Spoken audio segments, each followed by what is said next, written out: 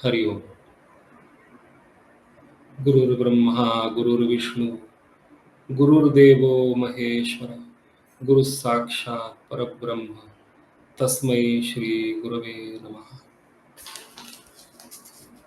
भगवद्गीता 18वा अध्याय श्लोक क्रमांक 62. तमेव शरणं गच्छ सर्वभावेन भारत तत्प्रसादात् परां शांतीं स्थानं प्राप्स्यसि शाश्वतम्. हे अर्जुना, सर्व प्रकारे त्या परमेश्वरालाच तू शरण जा, शरण जा.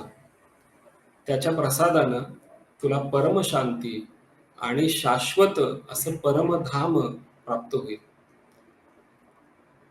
18व्या अध्यायामध्ये अगदी शेवटी शेवटी आलेला श्लोक आहे 62वा, की जिथं भगवंतांचा उपदेश संपतोय. त्यामुळे अगदी थोडक्यामध्ये पण अगदी क्रिस्प, अगदी महत्वाचं असं भगवंतांनी हे आश्वासन दिलेलं आहे. या श्लोकाचे 2 भाग आहेत. पहिला भाग आहे तो पहिल्या ओळीमध्ये की तमेव शरणं गच्छ सर्व भावेन भारत. हे जर तू केलंस तर तुला काय मिळेल? पराम शांतीम स्थानम प्राप्स्यसि शाश्वतम. आता आपण पहिली ओळ बघूया श्लोकामधली, की भगवंतांना सार रूपानं काय सांगायचं आहे. श्लोकातला पहिलाच शब्द आहे त्वमेव. त्वम एव, तम एव म्हणजे त्यालाच. म्हणजे कोणाला? भगवंतांचा रोख कोणाच्या दिशेने आहे. तर आपण असं सगळीकडनं ऐकतो म्हणजे की तो एक वरचा देव आहे किंवा आकाशातला देव आहे. विशेषतः हिंदी चित्रपटांमध्ये उपरवाला अशा पद्धतीचा एक शब्द नेहमी वापरला जातो, की तो आकाशात आहे, तो आकाशामध्ये बसून सगळं जग सांभाळतो. आपण त्याला शरण जायचं. आपली काही सांसारिक मागणं वगैरे असेल तर ते त्याला मागायचं आणि तो देतो. तो आपले गुन्हे वगैरे माफ करतो. अशी सर्वसाधारण कल्पना आहे. पण हिंदू धर्म जो आहे ना, तो त्याच्या पलीकडे गेलेला आहे. म्हणजे 61वा श्लोक जर आपण बघितला तर भगवंतांनी तो आकाशातला देव आकाशात तर आहे हे सांगितलं, ते बरोबर आहे. पण तो फक्त आकाशामध्ये नसून तो आपल्या प्रत्येकाच्या हृदयामध्ये आहे असं स्पष्टपणे सांगितलेलं आहे, की ईश्वर सर्व भूतानां हृद्देशे अर्जुन तिष्ठती. की तो प्रत्येक प्राणीमात्राच्या हृदयामध्ये आहे. जळी, स्थळी, काष्ठी, पाषाणी तो भरलेला आहे. तो आपल्या सगळ्यात जवळ आहे. शॉर्टेस्ट पाथ, त्याला तू शरण जा. आणि हा पाथ जरी शॉर्टेस्ट असला तरी सुद्धा मेहर बाबा असं म्हणायचे की the longest journey is the journey within. म्हणजे पाथ शॉर्टेस्ट आहे पण चालायला सगळ्यात जास्त वेळ लागतो, अशी ती गंमत आहे. तर ह्या हृदयस्थ परमेश्वराला तू शरण जा, बाकी कोणालाही शरण जाऊ नकोस. आता शरण जा असं सांगितल्यानंतर शरण जायचं म्हणजे काय? हृदयस्थ ईश्वराला शरण कसं जायचं?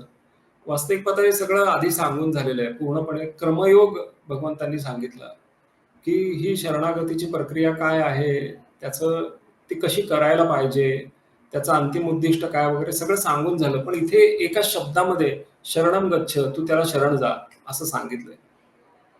त्याची भूमिका काय आहे, काय असायला पाहिजे, आपण थोडं बघूया. म्हणजे पूर्वी एखादा राजा किंवा 2 राजे असायचे, त्यांच्यामध्ये युद्ध वगैरे व्हायचं आणि मग युद्धात हरल्यानंतर जो जिंकलेला राजा आहे त्याला हा युद्धात हारलेला जो राजा होता तो शरण जायचा. मग पांढरं निशाण, मग मुकुट त्याच्या पायापाशी वगैरे असं सगळं आपण बघितलेलं आहे. पण हा जिंकलेला राजा जो आहे ना, तो अजिंक्य नाहीये. मग जो नेहमीच अजिंक्य आहे, त्या परमात्म्याला शरण जायचं आहे. ही गोष्ट आपल्याला लक्षात येते. आणि ते शरण जाणं काय आहे? भक्तिभावानं शरण जाणं आहे. म्हणजे शरण जाताना सुद्धा कुणाला शरण जायचंय? तर परमेश्वराला शरण जायचंय. का? तर तो सर्वशक्तिमान आहे. म्हणजे ज्यानी जन्म आणि मरण निर्माण केलं, त्याचंच तोच त्याचं निवारण करू शकतो ना. म्हणजे एखादा जर पट्टीचा पोहणारा असेल, तरच तो जो बुडतोय त्याला वाचवू शकतो. जो स्वतःच बुडतो तो दुसऱ्याला कसं काय वाचवणार? त्यामुळे शरण हा हृदयस्थ ईश्वराला तर जायचं आहे, पण तो हृदयस्थ ईश्वर जो आहे ना, तो सार्वत्रिक तर आहे, पण तो सर्वशक्तिमान आहे. तो आपल्याला खरी शरणागती घेईल आपली तो, अशी एक खात्री आहे. दुसरा एक भाग त्याच्यामध्ये असा आहे, की त्या परमेश्वराव्यतिरिक्त माझं कोणी नाही. म्हणजे मी भगवद्गीतेचा जर दुसरा अध्याय बघितला, तर त्याच्यामध्ये अर्जुन भगवंतांना शरण जातो. भूमिका काय आहे शरणागतीची? की मी आता अडचणीत आहे. मी आता गोंधळून गेलेलो आहे. नक्की युद्ध करावं का करू नये हेच मला कळत नाहीये. तर तू माझं कल्याण करशील. तू माझा सखा आहेस, माझा तुझ्यावर पूर्ण विश्वास आहे. तुझं कर्तृत्व मला मान्य आहे. अशा पद्धतीची ती शरणागती होती. आणि ही शरणागती असताना हळू-हळू, हळू-हळू भगवंतांनी उपदेश केला. 18व्या अध्यायामध्ये सुद्धा म्हणजे अर्जुनाला असं विचारलं, की "तुझा मोह गेला का?" तर अर्जुन म्हणतोय, की "नष्टो मोह स्मृतिर्लब्धा तत्प्रसादात मयाच्युत स्थितोस्मी गतसंदेहः करिष्ये वचनं तव." मी युद्ध करीन. पण अजूनही शरणागतीची भूमिका पूर्ण झालेली नाहीये. हृदयस्थ आत्म्याला अर्जुन काही अजून शरण गेलेलं नाहीये. म्हणजे फक्त आता तू सांगितलं ते मी करतो कारण मला तुझं म्हणणं पटलंय आता. तुझं म्हणणं मला मान्य आहे. आणि ते एका भूमिकेने मान्य आहे, की मी माझं काम केलं पाहिजे हे मला मान्य आहे. पण मग असं जर सगळं असेल, तर भगवद्गीतेला भगवंतांना अपेक्षित असलेली शरणागताची भूमिका काय आहे?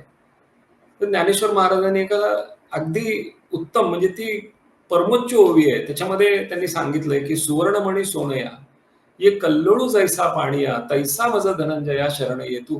माझ्याशी एकरूपता ही हीच शेवटची एकरूपतेची अवस्था ही ही मान्य आहे मला. याच्यापेक्षा ज्या सगळ्या अवस्था आहेत त्या अयोग्य आहेत असं मी म्हणणार नाही, परंतु त्या कमी प्रतीच्या आहेत. शेवटची जी शरणागताची जी अ, भूमिका आहे ती म्हणजे एकरूपता. पुढे भगवंतांनी असं म्हटलं, की "सर्व भावेन भारत." असं का म्हटलं असेल? की शरण जायचं, ईश्वराला शरण जायचं, हृदयस्थ ईश्वराला शरण जायचं, सगळं बरोबर आहे. पण सर्व भावेनं असं का म्हटलं? तर भाव या शब्दाचा अर्थ आहे अस्तित्व किंवा असणे. आणि मग त्याच्या विरुद्धार्थी शब्द आहे अभाव, म्हणजे नसणे. म्हणजे पु. ल. देशपांड्यांनी एका ठिकाणी असं म्हटलंय, की चेहऱ्यावर कुठल्याही भावाचा अभाव, असं पाहून पोस्टामध्ये माणसांना कामाला घेतात. असं ते त्यांच्या माझे पौष्टिक जीवनमध्ये म्हणतात. म्हणजे आपल्याला हे स्पष्टपणे लक्षात येतं, की काहीतरी नसणे म्हणजे अभाव आणि भाव म्हणजे काहीतरी आहे. काय आहे? तर ईश्वराचं अस्तित्व. ह्याला माझ्या अंतःकरणाने मान्यता दिलेली आहे. पहिल्यांदा ती मान्यता विचाराने आहे, की भगवंत सगळीकडे आहे बाबा. माझा विश्वास आहे, माझा माझ्या सद्गुरूंवर विश्वास आहे आणि माझे संस्कार तसे आहेत. त्यामुळे मला हे कळलं, की विचारांनी, की तो सगळीकडे आहे आणि मला त्याचं अस्तित्व मान्य आहे. पण अजून अनुभव आलेला नाही पूर्णपणे त्याचा. मग मी ते धरून कसं ठेवू शकतो? तर श्रद्धेने, भावनेने, अनुभव नसताना सुद्धा मी ते धरून ठेवू शकतो. म्हणजे मी फूल वाहतोय देवाला. माझी श्रद्धा आहे, की अरे तो बघतोय किंवा मी नमस्कार करतोय. तर मला त्याची अजून जाणीव पूर्णपणे झालेली नाहीये. पण मी श्रद्धेने हे समजून घेऊ शकतो, की तो आहे, त्याचं अस्तित्व आहे. तो ह्या-ह्या प्रकाराने माझ्या समोर आहे आणि ते अस्तित्व मला मान्य आहे. स्वामी विवेकानंदांची एक गोष्ट आहे, की ते जगभर फिरले आणि त्यांनी वेदांताचा प्रचार, प्रसार केला. हिंदू धर्माच्या सर्व तत्वांचा प्रचार केला. एका ठिकाणी गेलेले असताना एका गृहस्थांनी त्यांना सांगितलं, की आमचा देवावर वगैरे काही असा विश्वास नाही, असा देव वगैरे काही नसतो. स्वामी काही बोलले नाही. मग त्यांनी घरी घेऊन गेला त्यांना आणि मग घरी गेल्यानंतर त्याच्या वडिलांचा फोटो त्या भिंतीवर लावलेला होता. मग स्वामीजींनी विचारलं, "हे कोण आहेत?" "माझे वडील आहेत." "वडील आहेत?" फक्त फोटो तर आहे. म्हणजे कागद आहे, त्या कागदावर एक काच लावलेली आहे आणि तो तुम्ही लटकवलेला आहे. वडील कुठे आहेत तुमचे? म्हणजे ज्याला तुम्ही वडील म्हणत होता, ते तर दिसत नाहीयेत. हे नुसतंच फोटो आहे. मग हे वडील कसे आहेत? तर मला म्हटलं, "असं कसं? माझे वडील आहेत ते." माझा भाव आहे. त्यांचं अस्तित्व ह्या फोटोमध्ये मला जाणवतं. तेव्हा स्वामीजी असं म्हणाले, की "बाबा रे, जर तुला तुझ्या वडिलांचं अस्तित्व फोटोच्या रूपाने जर मान्य आहे, तर मला माझ्या भगवंताचं अस्तित्व प्रतिमेच्या स्वरूपामध्ये किंवा इतर स्वरूपामध्ये का मान्य असू नये?" निरुत्तर झाला माणूस. तर ते भगवंताचं जे अस्तित्व आहे ना, ते अंतःकरणाने मान्यता देणं, ही सगळ्यात महत्त्वाची गोष्ट आहे. म्हणजे नुसतं शरण जाणं नाही, तर तो सगळीकडे आहे. या भावनेनं त्याच्या त्या अस्तित्वाला शरण जाणं, ही गोष्ट भगवंतांना सांगायची आहे. म्हणजे तर आपण हे तिन्ही शब्द बघितले, की तमेव, शरणम आणि सर्व भावेनं. तर याच्यामधनं परमात्मा प्रकट होतो, की तमेव मधनं आपल्याला त्या परमेश्वराला, हृदयस्थ परमेश्वरालाच आपण शरण जायचंय. शरण जायचंय म्हणजे एकरूपता आहे आणि सर्व भावेनं म्हणजे अस्तित्वाची जाणीव आहे. म्हणजे तो सगळीकडे भरून राहिलेला आहे आणि ते मला मान्य आहे आणि हे सतत. आता या सगळ्या गोष्टी जर झाल्या, तर काय मिळणार आहे? तर प्रसाद मिळणार आहे. म्हणजे आपल्याला प्रसादाची साधारणपणे कल्पना आहे, की सत्यनारायणाचा प्रसाद आपल्याला माहिती आहे, छान असतो किंवा महाप्रसाद असतो. म्हणजे कधी-कधी पालकांकडनं पण प्रसाद मिळतो. पण हे सगळे जे प्रसाद आहेत ना, हे सगळे दृश्य या स्वरूपामध्ये आहेत. पण ह्या सगळ्या गोष्टींमधनं काय मिळणार आहे? तर अदृश्य स्वरूपातला प्रसाद मिळणार आहे. तर कुठला प्रसाद मिळणार आहे? तर पहिला आहे, की स्थानम प्राप्स्यसि शाश्वतम. ती ध्रुवबाळाची गोष्ट आपल्या सगळ्यांना माहिती आहे, की एक उत्तानपाद नावाचा राजा होता. त्याला 2 राण्या होत्या. त्यापैकी एकीचा ध्रुव आणि तो त्या राजाच्या मांडीवर बसलेला असताना त्याची जी सावत्र आई आहे, त्याने त्याला खाली उतरवलं. मग त्याला वाईट वगैरे वाटलं. मग तो अरण्यात गेला. त्याने तप केलं. भगवान विष्णूंना प्रसन्न करून घेतलं.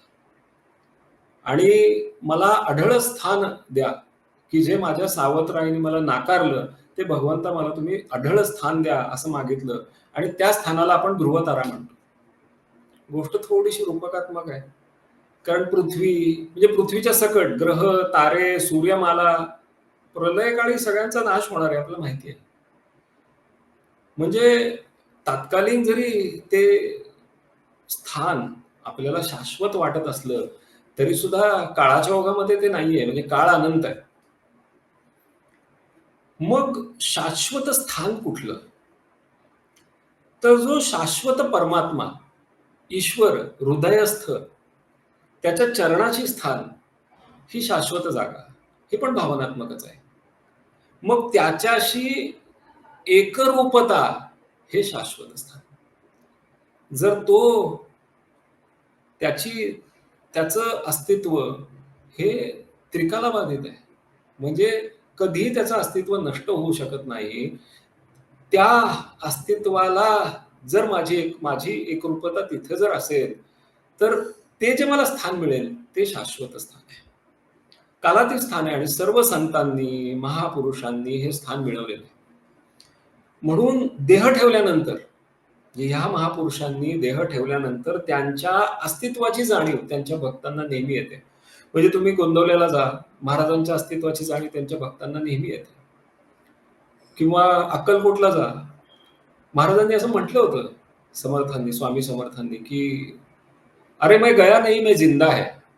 आणि त्यांच्या भक्तांना तिथे अजूनही त्यांच्या अस्तित्वाची जाणीव होते. सज्जनगडला समर्थांच्या अस्तित्वाची जाणीव कित्येक जणांनी अनुभवलेली आहे. हे स्वामी महाराजांना प्रत्यक्ष समर्थांनी समाधीतनं बाहेर येऊन अनुग्रह दिलेला आहे. अस्तित्व असल्याशिवाय होऊ शकत नाही, नाही का? आळंदीला माऊलींचं अस्तित्व आहे. देहूला महाराजांचं अस्तित्व आहे. आणि एकदा हे असं शाश्वत स्थान प्राप्त झालंय. परमेश्वराशी एकरूपता प्राप्त झालेली आहे, की मग त्या परमात्म्याचे गुण त्या जीवामध्ये, त्या देहात असतानाच त्याला प्राप्त होतात, यात काही नवल नाहीये. म्हणजे परमात्म्याचे गुण जे आहेत, की तो ज्ञानमय आहे, दया, क्षमा, शांती असे सगळे गुण त्याला प्राप्त होतात. यात काहीच नवल नाही. पण ह्या सगळ्या गुणांमध्ये देखील स्थानं प्राप्स्यसि शाश्वतम नंतर पराम शांतीम याचाच फक्त उल्लेख केलेला आहे. बाकी कुठल्याही गुणांचा उल्लेख केलेला नाही. वास्तविक पाहता ते गुण असतात, ते मिळतात, ते प्राप्तही होतात. पण पराम शांतीम आणि शांती याचाच उल्लेख केलेला आहे. का केला असेल असा उल्लेख? असा जरा थोडासा मी विचार केला, तर मला असं असं वाटलं, की जेव्हा आपण सूर्याकडे पाहतो ना, सूर्याचे पण अनेक गुण आहेत. तर आपल्याला पहिल्यांदा त्याचा प्रकाश या गुणाची ओळख पहिल्यांदा होते. मग तो जसा-जसा डोक्यावर येतो ना, मग तसं ती उष्णता जाणवायला लागते. किंवा पाऊस पडतो ना, तेव्हा मग इंद्रधनुष्याच्या माध्यमातनं त्याच्या वेगवेगळ्या रंगाच्या वेगवेगळ्या छटा अशा दिसतात. हे सगळे गुणच आहेत त्याचे. पण आपल्याला पहिल्यांदा काय दिसतं? प्रकाश. तसंच आपण कुठल्याही संतांच्या ठिकाणी गेलो, म्हणजे मी जेव्हा स्वामीजींना पहिल्यांदा बघितलं ना, तेव्हा त्यांचं देहाकार आपल्याला दर्शन होतं. पण त्याच्यामध्ये सुद्धा सगळ्यात नजर कुठे खेळते, तर त्यांच्या चेहऱ्यावर, त्यांच्या मुखमंडलावर अत्यंत शांत आणि प्रसन्न असा त्यांचा चेहरा असतो आणि तो आपल्याला आकर्षित करतो. म्हणजे जे आपल्याकडे खरं नसतं ना, ते आपल्याला आकर्षित करतं. म्हणजे शांत, पवित्र आणि अत्यंत आनंदरूप असा त्यांचा तो चेहरा आपल्याला पहिल्यांदा आकर्षित करतो आणि मग जसं त्यांच्या सहवासामध्ये जाऊ तेव्हा मग त्यांच्याकडे असलेली दया आहे, क्षमा आहे, इतर हे सगळे गुण आपल्याला विशेष परिचयाला येतात जेव्हा आपण त्यांच्या सहवासामध्ये काही काळ राहतो. म्हणून महापुरुषांच्या समाधीजवळ आपल्याला शांतीचा आणि अकारण प्रसन्नतेचा अनुभव येतो. त्याचं कारण हे आहे, की महापुरुषांची ही जी शांती आहे ना, ती सुगंधासारखी आहे. ती आपोआप प्रकट होते. ती लोकांच्या कल्याणासाठी असते. म्हणजे स्वामी माधवनाथ जेव्हा स्वामी स्वरूपानंदांकडे गेले होते, तेव्हा त्यांनी म्हटलंय त्यांना, की "बाळासाहेब, तुम्ही शांत झालेले आहात. आता इतरांना शांत व्हायला शिकवा." आता नुसतं शांती असं भगवंतांनी म्हटलेलं नाहीये. त्यांनी म्हटले पराम शांती. मग याचा अर्थ काय? त्यांना काय सांगायचंय? पराशांती म्हणजे काय आहे? तर खरं सांगू का? पराशांती वगैरे हे सगळे अनुभवाचे बोल आहेत. हे आपल्या बुद्धीला झेपणारी गोष्ट नाही. म्हणजे ती आदिवासी माणसाची गोष्ट आहे ना, की एक आदिवासी असतो, त्याने जन्मात दूध बघितलेलं नसतं किंवा ऐकलेलं पण नसतं. मग त्याला कोणीतरी सांगतं, की "बाबा रे, दूध नावाचा असा एक पांढरा पदार्थ असतो. तो गोडबीड असतो, असा पातळ असतो, पिल्यानंतर बरं वाटतं. जाम कळत नाही." मग एक जण त्याला तो दुधाचा ग्लास आणून देतो, की "आता हे बघ, हे दूध आहे." मग तो जेव्हा पितो ना, तेव्हा त्याला ते अनुभव त्याला तो येतो. तसं हे शांती, पराशांती वगैरे या सगळ्या गोष्टी आहेत, की त्या अनुभवाशिवाय येणार नाही. परंतु आपल्याला समजण्यासाठी, की शांती काय असू शकते, याची चुणूक ही संतांच्या, महापुरुषांच्या आयुष्याकडे बघितल्यानंतर कळतं, की गोंदवल्याला जे प्रसंग असा होता, की गोंदवलेकर महाराजांचे बरेच नातेवाईक त्यांच्याशी भांडायला यायचे. जोरदार भांडण असायचं, की जे जमिनीवरनं, की "तू आता रामदासी झालेला आहेस, गोसावी झालेला आहेस. तुला काय करायचं हे सगळं? तू हे सगळं आम्हाला दे." आणि महाराज म्हणायचे, "मी तुम्हाला काही देणार नाही, मी रामाला देईन." असं जे जोरदार भांडण असायचं, नेहमी असायचं. आणि ते झाल्यानंतर त्यांना जेव खाऊ घालून ते पाठवायचे महाराज. तेव्हा वामनराव ज्ञानेश्वरी म्हणून एक गृहस्थ, त्यांना हे असं भांडण चालू असताना त्यांनी विचारलं एका ज्ञानेश्वरीमधल्या ओवीचा अर्थ, की म्हणजे अ, क्रोधावरची ती ओवी होती. तेव्हा महाराज त्या वामनरावांना म्हणले, "वामनराव, थोडंसं हे भांडण किंवा हे जे काही नाटक चाललंय ना माझं, हे संपलं ना, की मी तुम्हाला सांगतो." ते वामनराव समजले, की काय काय महाराजांची स्थिती आहे, की फक्त तोंडाने चाललेलं आहे. आतमध्ये शांतच आहे. नाथ महाराजांची गोष्ट आहे. त्यांना शांती ब्रह्म असं म्हटलं जातं, की त्यांची शांती भंग करण्यासाठी इतरांनी कैक प्रयत्न केले. मी त्या माणसाची गोष्ट आहे, की तो 108 वेळा महाराजांच्या अंगावर थुंकला. तर तो 108 वेळा थुंकला, त्याची पार वाट लागली. त्याचं तोंड भाजलं, पार म्हणजे आता जेवू शकणार नाही, इतकी वाईट परिस्थिती झाली. आणि असं झाल्यानंतर सुद्धा महाराज त्याला म्हणतात, की "अरे बाबा, मी मुलखाचा आळशी मनुष्य, दिवसातनं एकदा अंघोळ करतो. तुझ्यामुळं आज 108 वेळा गंगेचं स्नान घडलं. किती उपकार झाले तुझे माझ्यावर." आपण विचार करा, आपण जर त्या स्थानी असलो, तर एकदा थुंकणं सोडा. शिंतोडे पडले तर आपली काय अवस्था होईल? नुसतं सरकून बस असं आपल्याला जर कोणी म्हटलं, तर आपल्या मनामध्ये काय-काय विचार येतात? आपली काय प्रतिक्रिया असते आणि संतांची प्रतिक्रिया काय असते, ही त्या शांतीतनं आलेली आहे. ह्या थोड्या-थोड्या गोष्टीतनं आपण शांती काय चीज आहे किंवा ती अवस्था काय असू शकते, हे आपण समजून घेऊ शकतो. अशी ही पराशांती, शाश्वत स्थान हे प्रत्येकाला प्राप्त होवो, अशी स्वामींच्या चरणी प्रार्थना करतो आणि इथेच थांबतो. हरी ओम तत्सत. श्री माधवानंदार्पणमस्तु.